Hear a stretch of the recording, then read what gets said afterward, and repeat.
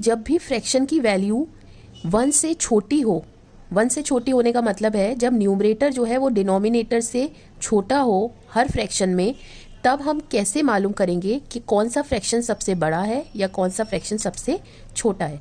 तो सबसे पहले हमें क्या देखना होता है, न्यूमरेटर और डिनोमिनेटर में डिफरेंस।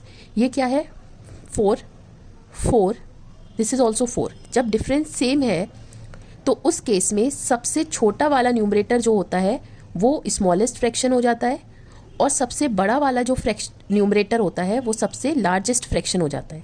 सिंपल। आप कैलकुलेटर से इनकी वैल्यूज़ निकाल के क्रॉस चेक भी कर सकते हैं। अब यहाँ पर देखिए, सबसे पहला स्टेप डिफरेंस देखना है। यहाँ 2 है, यहाँ 4 है और यहाँ पर 1 है। अब डिफरेंस अलग आ रहा है तो क्या करेंगे, सबसे पहले हम एलसीएम निकालेंगे इन तीनों डिफरेंसेस का, जो कि आएगा 4। अब ये 4 कैसे बनेगा, 2 से मल्टीप्लाई करके, ये 1 से मल्टीप्लाई करके और ये 4 से मल्टीप्लाई करके। तो क्या कीजिए, इन दोनों को न्यूमरेटर डिनोमिनेटर को 2 से मल्टीप्लाई करिए, 14/18, इसको 1 से 11/15 और इसको 4 से 20/24। अब आप देखिए डिफरेंस क्या हो गया, सब में 4 का हो गया, मीन्स सेम हो गया।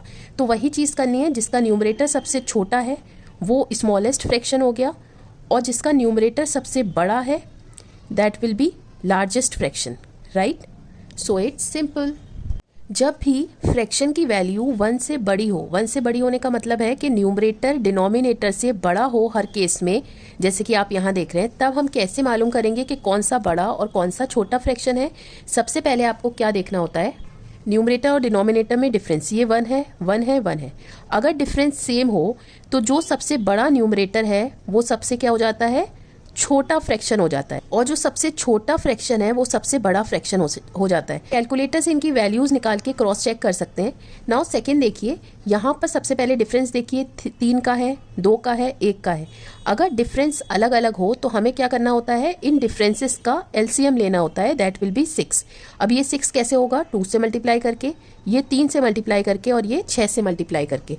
तो अब न्यूमरेटर और डिनोमिनेटर को 2 से मल्टीप्लाई कर दीजिए, 38/32, और इसको 3 से मल्टीप्लाई कर दीजिए, 33/27, और इसको 6 से 42/36। अब आप डिफरेंस देखिए, सब में क्या है, 6 का डिफरेंस आ रहा है, राइट। डिफरेंस सेम हो गया तो सेम चीज़ करिए, जो न्यूमरेटर सबसे छोटा है वो सबसे लार्जेस्ट फ्रैक्शन हो जाएगा, और जो न्यूमरेटर सबसे बड़ा है वो स्मॉलेस्ट फ्रैक्शन हो जाएगा। सिंपल।